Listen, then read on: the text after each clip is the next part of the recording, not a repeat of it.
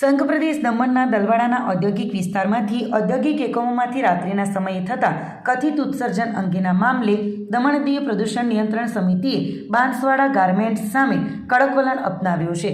પર્યાવરણીય નિયમોના ભંગ બદલ એકમને ₹1.47 કરોડનો એન્વાયરનમેન્ટ કોમ્પન્સેશન ભરવાનો આદેશ કરવામાં આવ્યો છે.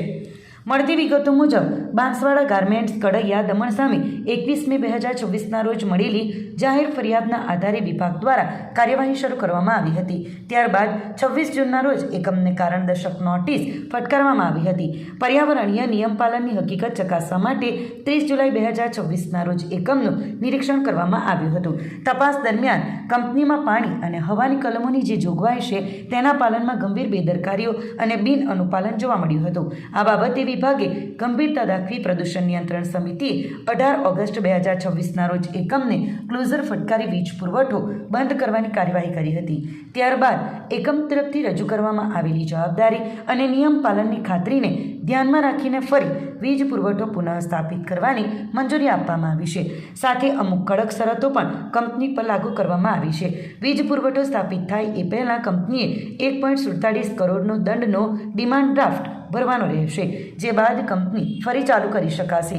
એટલું જ નહીં પણ એકમમાં યોગ્ય ક્ષમતાવાળું એર પોલ્યુશન કંટ્રોલ ડિવાઇસ સ્થાપિત કરી તેને સતત કાર્યરત રાખવા તથા સ્ટેકમાંથી થતા ઉત્સર્જન માટે નિયત ધોરણોનું ચુસ્તપણે પાલન કરવા જણાવવામાં આવ્યું છે. આ ઉપરાંત ઉત્પાદન, માલસામાનની હેરફેર, સંગ્રહ અને ટ્રાન્સફર દરમિયાન ધૂળ કે દુર્ગંધ આસપાસના વાતાવરણમાં ફેલાય નહીં તેની સંપૂર્ણ જવાબદારી પણ એકમે લેવાની રહેશે. પ્રદૂષણ નિયંત્રણ સમિતિએ સ્પષ્ટ શબ્દોમાં ચેતવણી આપી છે કે ઉપરોક્ત તમામ શરતોનું કડક પાલન કરવું પડશે. જો શરતોમાં જરાય ગફલત થશે તો કોઈપણ પ્રકારની વધુ નોટિસ આપ્યા વિના જ કાયદેસરની કાર્યવાહી સહિત એકમને ફરી બંધ કરી દેવામાં આવશે. દમણ મોન્સૂન ફેસ્ટિવલ નાઇટ માર્કેટમાં મ્યુઝિકલ નાઇટના શાનદાર આયોજનમાં લોકો મન મૂકીને ઝૂમ્યા. સંઘ પ્રદેશ દમણમાં 22થી 30 ઓગસ્ટ સુધી ભવ્ય મોન્સૂન ફેસ્ટિવલનું આયોજન કરવામાં આવ્યું છે. જેના ભાગરૂપે બીજા દિવસે 24 ઓગસ્ટ 2026ના રોજ દમણ નાઇટ માર્કેટ ખાતે એક ભવ્ય મ્યુઝિકલ નાઇટનું આયોજન કરવામાં આવ્યું હતું. આ મ્યુઝિકલ નાઇટમાં મોન્ટુ મિસ્ત્રી અને તેમની ટીમ દ્વારા શાનદાર લાઇવ બેન્ડ પરફોર્મન્સ રજૂ કરવામાં આવ્યું હતું. મોન્ટુ મિસ્ત્રી અને ટીમના જબરજસ્ત પરફોર્મન્સે સમગ્ર વાતાવરણને સંગીતમય બનાવી દીધું હતું, જેમાં લાઇવ મ્યુઝિક અને મનમોહક ગીતોની ધૂન સાંભળવા માટે દમણના સ્થાનિક લોકો સાથે મોટી સંખ્યામાં બહારથી આવેલા પ્રવાસીઓ પણ ઉપસ્થિત રહ્યા હતા. ગીતોની ધૂન પર લોકો મન મૂકીને ઝૂમ્યા હતા અને મ્યુઝિકલ નાઇટનો ભરપૂર આનંદ માણ્યો હતો. જેના કારણે મોન્સૂન ફેસ્ટિવલની આ મ્યુઝિકલ નાઇટ દમણવાસીઓ અને પ્રવાસીઓ માટે ખરા અર્થમાં એક યાદગાર સાંજ બની રહી હતી.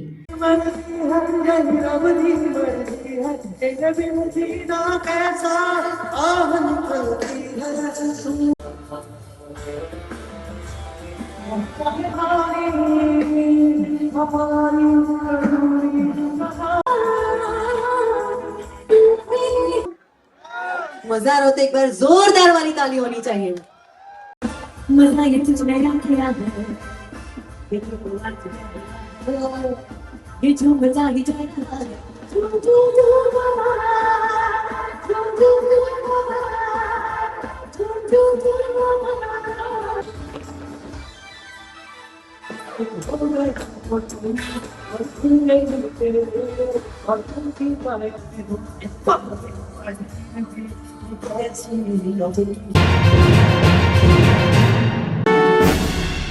દમણ ડીએમસી ખાતે પ્રશાસકના જન્મદિવસ નિમિત્તે 10 યર્સ ઓફ ડેવલપમેન્ટ થીમ પર જબરજસ્ત ચિત્ર સ્પર્ધા યોજાઈ. વિદ્યાર્થીઓએ કાગળ પર ઉતાર્યા વિકાસના રંગો. સંઘ પ્રદેશ દાદરાનગર હવેલી, દમણ, દીવ અને લક્ષદ્વીપના પ્રશાસક પ્રફુલ્લ પટેલના કાર્યકાળના 10 વર્ષ પૂર્ણ થવાના અવસરે દમણમાં વિવિધ કાર્યક્રમો યોજાઈ રહ્યા છે. જેના ભાગરૂપે દમણમાં સવારે કાઉન્સિલરો દ્વારા સફાઈ અભિયાન હાથ ધરાયા બાદ દમણ ડીએમસી હોલમાં 10 યર્સ ઓફ ડેવલપમેન્ટ થીમ પર એક જોરદાર ચિત્ર સ્પર્ધાનું આયોજન કરવામાં આવ્યું હતું.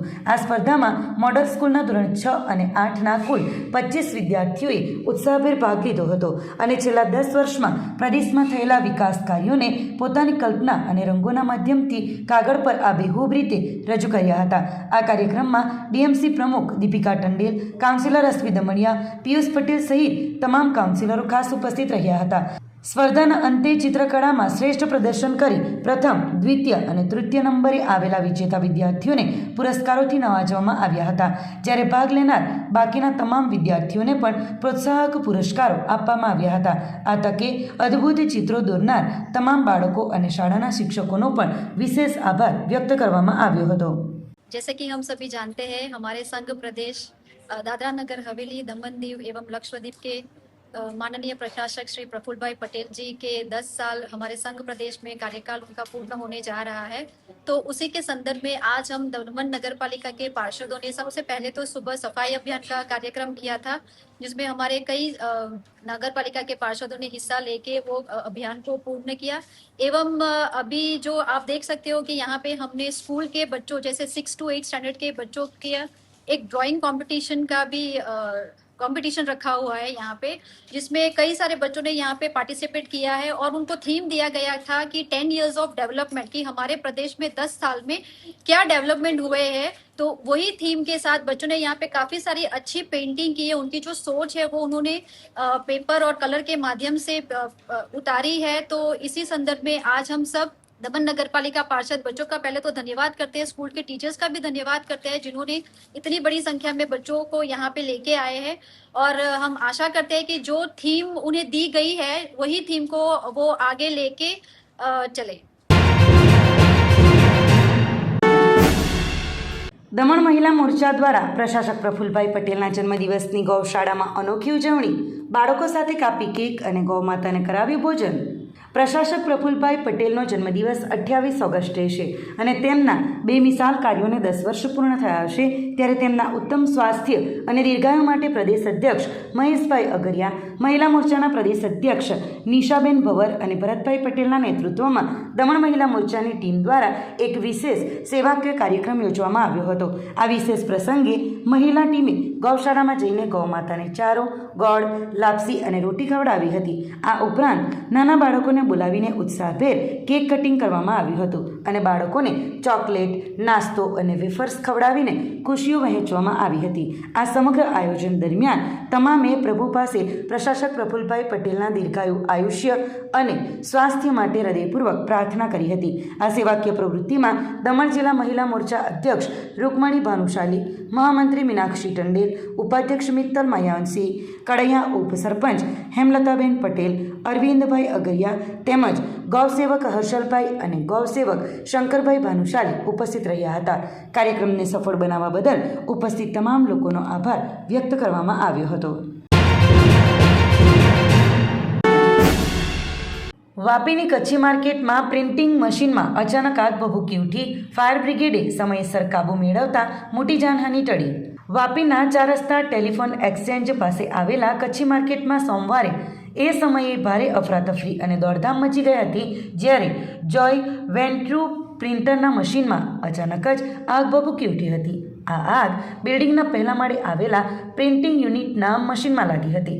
મશીનમાંથી ધુમાડાના ગોટે ગોટા નીકળતા જોઈને આસપાસના લોકોમાં થોડા સમય માટે ભારે ફફડાટ વ્યાપી ગયો હતો. જોકે આગ વધુ વિકરાળ અને ભયાનક સ્વરૂપ ધારણ કરે તે પહેલાં જ જાણ થતાં ફાયર બ્રિગેડની ટીમ તાત્કાલિક ઘટના સ્થળે પહોંચી ગઈ હતી અને સમયસર આગ પર સંપૂર્ણ કાબૂ મેળવી લીધો હતો. પ્રાથમિક માહિતી મુજબ આ ઘટનામાં કોઈ જાનહાનિનો અહેવાલ નથી અને સમયસર આગ પર નિયંત્રણ મેળવી લેવાતા એક બહુ મોટી દુર્ઘટના ટળી ગઈ છે. પરંતુ આ ચોંકાવનારી ઘટનાએ કચ્છી માર્કેટમાં ફાયર સેફટી અને સુરક્ષા વ્યવસ્થાને લઈને અનેક ગંભીર સવાલો ઊભા કર્યા છે. કારણ કે જો સમયસર આગ પર કાબૂ ન મેળવાયો હોત તો તે પહેલા માળેથી આસપાસની દુકાનો અને અન્ય ભાગોમાં ફેલાઈને અત્યંત ગંભીર સ્વરૂપ લઈ શકી હોત. હાલમાં આગ લાગવાના ચોક્કસ કારણોની ઝીણવટભરી તપાસ ચાલી રહી છે. ત્યારે આ ઘટનાએ ફરી એકવાર ભીડભાડવાળા બજારો અને વ્યવસાયિક ઇમારતોમાં ફાયર સેફટીના નિયમોના કડક પાલનની તાતી જરૂરિયાતને છતી કરી દીધી છે. બગવાડા ટોલનાકા હાઈવે પર પશુઓની ગેરકાયદેસર હેરાફેરીનો મોટો પર્દાફાશ.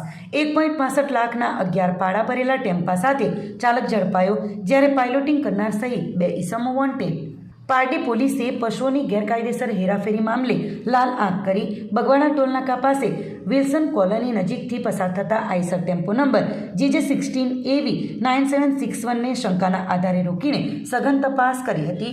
પોલીસની આ તપાસમાં ટેમ્પોની અંદરથી આશરે 2 થી 2.5 વર્ષની ઉંમરના 11 પાડાઓ અત્યંત ક્રૂરતાપૂર્વક અને ખીચોખીચ ટૂંકી દોરીથી બાંધેલી હાલતમાં મળી આવ્યા હતા, જેમના માટે ઘાસચારો, પાણી કે મેડિકલ સારવારની કોઈ જ વ્યવસ્થા રાખવામાં આવી ન હતી. પોલીસે ત્વરિત કાર્યવાહી કરી આ અબોલ પશુઓને મુક્ત કરાવ્યા હતા અને ઘટના સ્થળેથી ટેમ્પો ચાલક મુનશી મોહમ્મદ અજીમ રહેવાસી ભરૂચની અટકાયત કરી હતી. પોલીસની કડક પૂછપરછ દરમિયાન એવી ચોંકાવનારી વિગતો સામે આવી હતી કે આ પશુઓ ભરૂચના સફુભાઈ નામના શખ્સે ભરાવ્યા હતા અને તેને મહારાષ્ટ્રના દહીસર ખાતે લઈ જવામાં આવી રહ્યા હતા.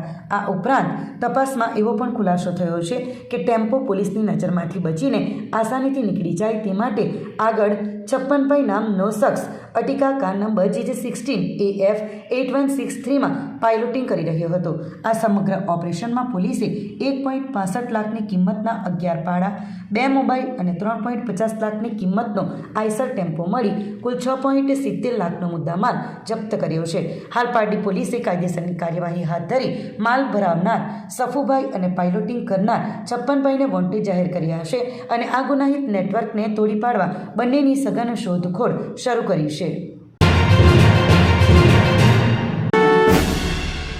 પારડી 4 રસ્તા બ્રિજ નીચે શાકભાજી ભરેલો ટેમ્પો પલટી ગયો. બેફામ ઓવર સ્પીડિંગથી લોકોમાં ભારે રોષ. નાસિક તરફથી શાકભાજી ભરીને આવી રહેલા એક પિકઅપ ટેમ્પો નંબર MH15JC 4423ના ચાલકે પારડી 4 રસ્તા બ્રિજ નીચે વળાંક પર સ્ટીયરિંગ પરથી કાબુ ગુમાવતા આખો ટેમ્પો ધડાકાભેર પલટી મારી ગયો હતો.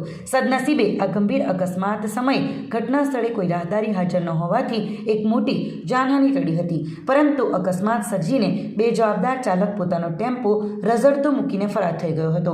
નાના પોંઢાથી પારડીના ગ્રામ્ય માર્ગ પર શાકભાજી વહન કરતા પિકઅપ ટેમ્પો ચાલકો અવારનવાર ઓવર સ્પીડિંગ કરીને આવા જીવલેણ અકસ્માતો સર્જે છે, જેના કારણે નિર્દોષ ગામજનોનો જીવ સતત જોખમમાં મુકાયો છે. અગાઉ પણ પોલીસ દ્વારા કાર્યવાહી કરવામાં આવી ચૂકી હોવા છતાં આવા બેફામ ચાલકો કાયદાના કોઈપણ ડર વિના વાહનો દોડાવી રહ્યા છે, જેથી આ તાજેતરની ઘટનાથી સ્થાનિકોમાં ભારે રોષ વ્યાપી ગયો છે અને લોકોએ પોલીસ તંત્ર પાસે આ માર્ગ પર કાયમી ધોરણે કડક ઝુંબેશ ચલાવીને આવા ઓવર સ્પીડિંગ કરતા વાહન ચાલકો સામે સખત પગલાં લેવાની ઉગ્ર માંગ કરી છે.